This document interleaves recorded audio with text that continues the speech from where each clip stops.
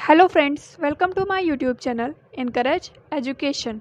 आज हम बाल विकास विषय के अंतर्गत संवेगात्मक विकास पर चर्चा करेंगे।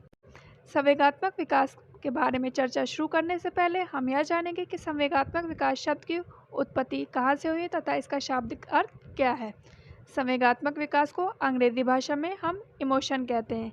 इमोशन शब्द की उत्पत्ति लैटिन भाषा के इमोवेयर शब्द से हुई है, जिसका अर्थ है हलचल या उथल पुथल। अतः संवेग का अर्थ है भावनाओं के उथल पुथल। अब हम संवेगों की कुछ प्रमुख परिभाषाओं के बारे में चर्चा करेंगे। सर्वप्रथम रॉस की परिभाषा है, संवेग चेतना की वह अवस्था है जिसमें रागात्मक तत्व की प्रधानता होती है। वुडवर्थ कहते हैं, संवेग व्यक्ति की उत्तेजित दशा है। वैलेंटाइन के अनुसार जब रागात्मक तत्व बढ़ जाते हैं तब संवेग जन्म लेते हैं। जर्सेल्ट के अनुसार किसी प्रकार के आवेश में आने, उत्तेजित हो जाने या भड़क जाने को संवेग कहते हैं। पीटर यंग के अनुसार संवेग मनोशारीरिक कारणों से पैदा हुआ उपद्रव। अब हम संवेगों के विभाजन के बारे में बात करेंगे।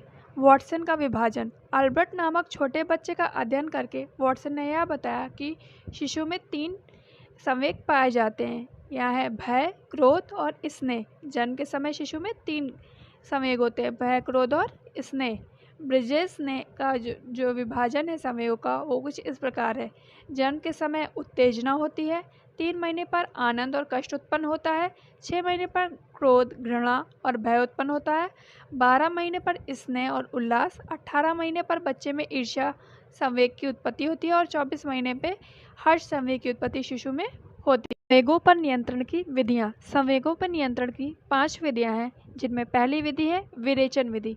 विरेचन विधि को अरस्तु नामक मनोवैज्ञानिक ने दिया है। दूसरी है मार्गांतरीकरण विधि। इस विधि को फ्रायड ने दिया है। तीसरी है शोधन विधि। चौथी है दमन विधि। इन दोनों विधियों को भी फ्रायड ने दिया है। 5वीं है अध्यवसाय विधि। संवेगों की विधियों को जानने के पश्चात अब हम संवेगों की कुछ विशेषताओं के बारे में चर्चा करेंगे। संवेग की पहली विशेषता है व्यापकता। संवेगों में व्यापकता पाई जाती है। एक की दूसरी विशेषता है स्थानांतरण। एक व्यक्ति को दुखी देख के दूसरे व्यक्ति का दुखी हो जाना संवेग का स्थानांतरण है। तीसरी विशेषता है व्यक्तिगत भिन्नता। विभिन्न प्रकार के व्यक्तियों में भिन्न भिन्न विभिन्नताएं पाई जाती है, इस प्रकार उनमें भिन्न भिन्न संवेग भी पाए जाते हैं। चौथा है परिवर्तनशीलता। इस विशेषता के अनुसार संवेग जो है परिस्थिति और व्यवहार के अनुसार परिवर्तित हो जाते हैं। मनुष्य खुशी के समय खुश होता है, दुख के समय दुखी होता है। इस प्रकार संवेग परिवर्तनशील होते हैं। 5वीं विशेषता है अनिश्चितता। संवेग जो है हमेशा एक जैसे नहीं होते हैं, वो समय के अनुसार बदलते रहते हैं, उनमें निश्चितता नहीं पाई जाती है। 6वां है मतिभ्रष्टता। 7वां है मूल प्रवृत्ति से जन्म। संवेग जो है बच्चे में जन्म से पाए जाते हैं।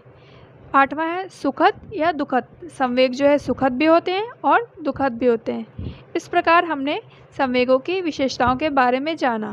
Thanks for watching my channel Encourage Education. If you liked the video, please like, share and subscribe my channel Encourage Education.